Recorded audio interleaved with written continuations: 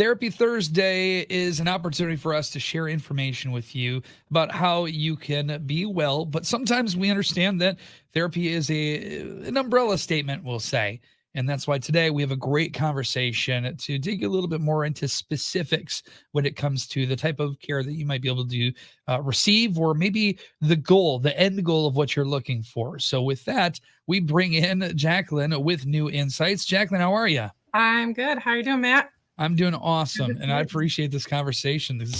We've got a lot of great stuff that we're covering today, right? Yep. Okay, so we have people, and they say, you know what?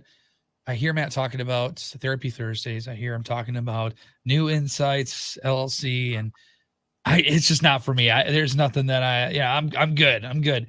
I've got friends I can talk to if I need to, right? But what you do is not just, I'll call it in a way that bartender listening, right? Yeah. Where you're like, oh yeah, listen, oh, here's what I think you should do. Mm-hmm. It's not that at all. You have so many different techniques. So kind of give me an overview of the techniques as a whole, and then we'll dig a little bit more specific. Yeah, so there's a lot of different techniques that therapists actually use. CBT, cognitive behavioral therapy, is the one that is kind of the foundation to most of what we do. There's different techniques and they all work together. They don't conflict, but sometimes there's different ways at getting at stuff.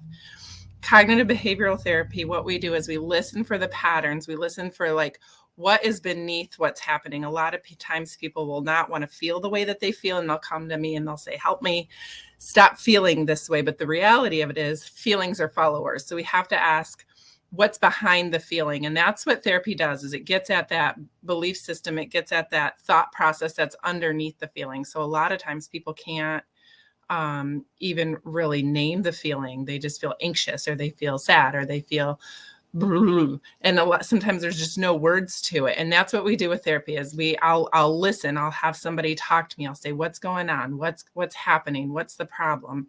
And I'll just have them talk to me. And then I'll kind of pick out the different themes of what they're saying. And then we can really kind of start digging into how to not have to feel that way. We can always talk about how to cope with the feelings. That's a different technique and it works. But therapy really helps you to not have to feel that way to begin with.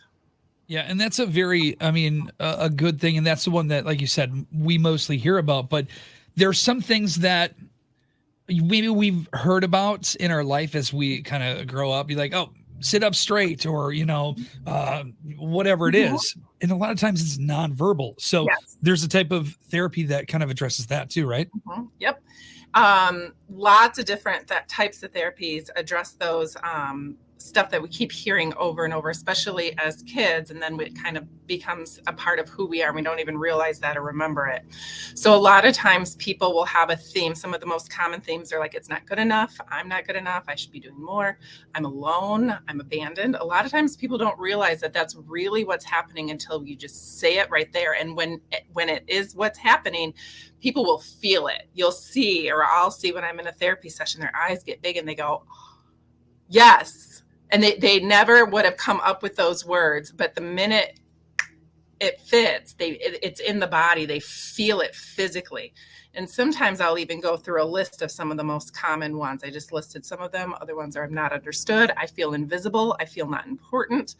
And they're kind of always fighting to prove that it's not true. I am visible. I am important.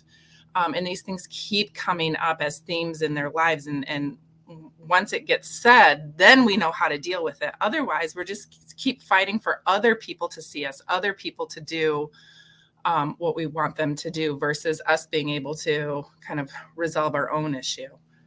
Yeah, and that's something that leads, we talked about depression already in one of our vlogs here, and what that leads into, but also that, I don't want to say that invisible feeling is something that, is something that we could have felt all the way in childhood too. And these are behaviors that have been with us all the way through our childhood. And maybe it's even more than that. There's a different type, and you actually like this kind the most, right? To be able to help and resolve. Is that a fair statement? Okay. Yeah. And that's where we start going in and really kind of healing some of those. They're kind of called core wounds or belief systems. And there's different words kind of depending on which therapy technique we're using. Inner child healing is one of them, where we really kind of talk about where did that come from. And a lot of times people will say, I feel like I'm 5 again, or I feel like I'm 15 again. And that's the moment, we got to go back and we got to deal with what happened. A lot of times people don't want to go back, or they'll think that they have dealt with it.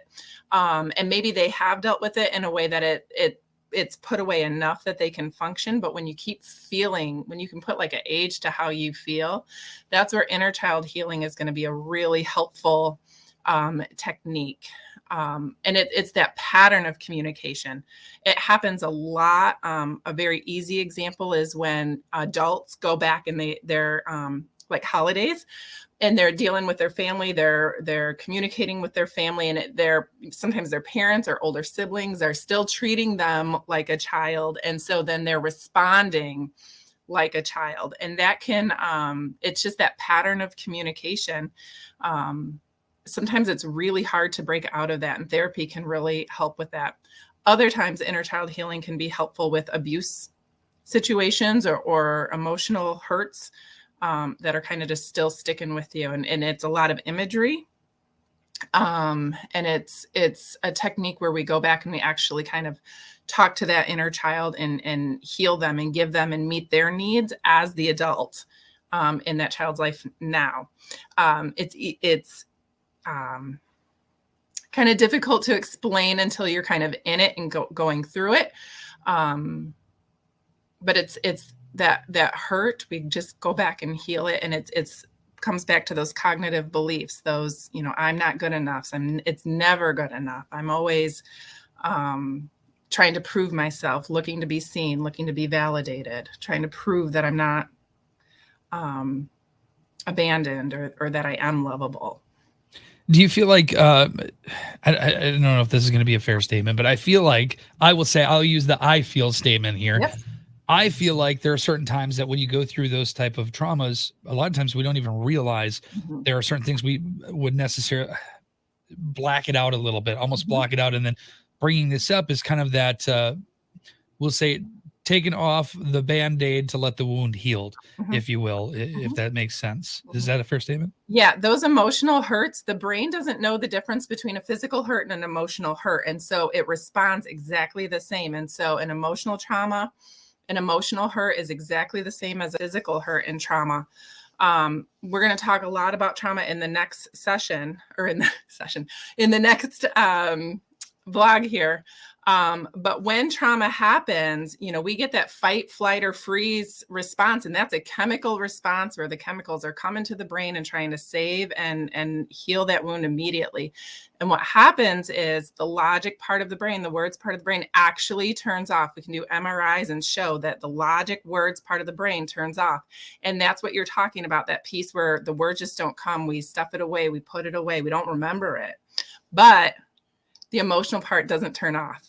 And so we remember it through emotion. We remember it through our physical experiences. And that's what we feel when we feel that it's never good enough. It's never all of that stuff. It's actually the body remembering how that felt over and over and over again. Now, this is all great information, obviously, these different techniques, but these seem to be a little bit more aimed towards emotion, right?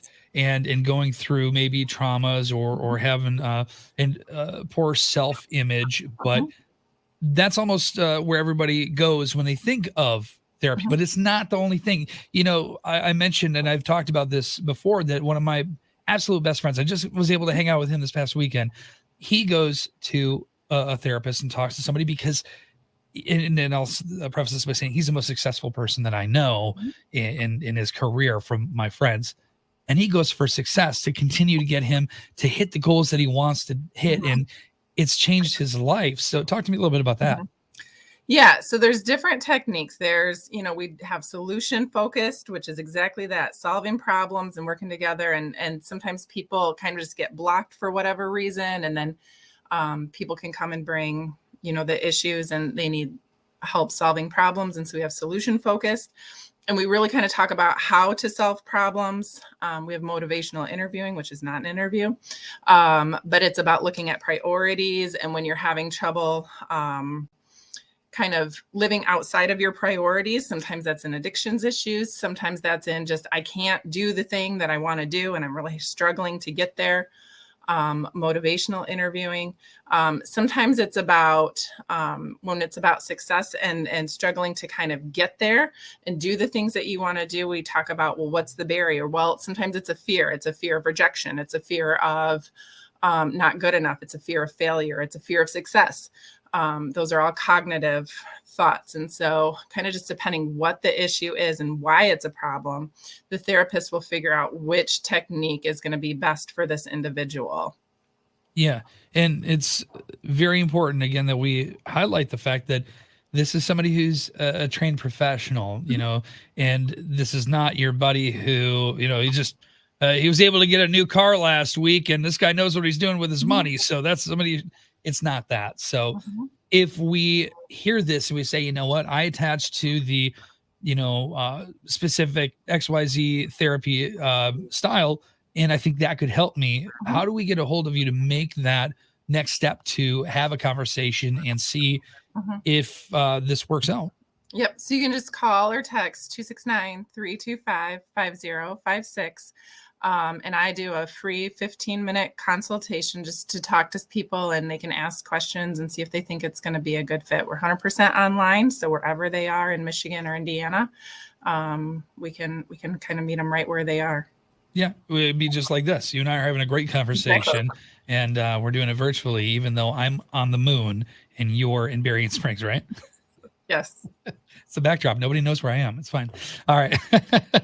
Jacqueline, I appreciate you so much. Is there anything else that you want us to know here as kind of a wrap-up statement regarding all these different styles? It's about those patterns. You'll find that it's the same pattern over and over and over when we start looking. And it's those belief systems that kind of just keep getting in the way of you being able to get what you want, get that success, the success in work, the success in relationship, the success just even with how you feel about yourself. It's going to be the same pattern over and over. And when we can figure out what that is, then we can go deal with it, get that out of the way, and get you to meeting the goals that you're wanting to meet. Excellent. Great information. And again, another successful vlog here with Therapy Thursdays with New Insights LLC. Jacqueline, we'll chat with you next week. Okay. All right. Thanks, Matt. Excellent. You're very welcome. Therapy Thursday with Southwest Michigan's 97.5 Wide Country.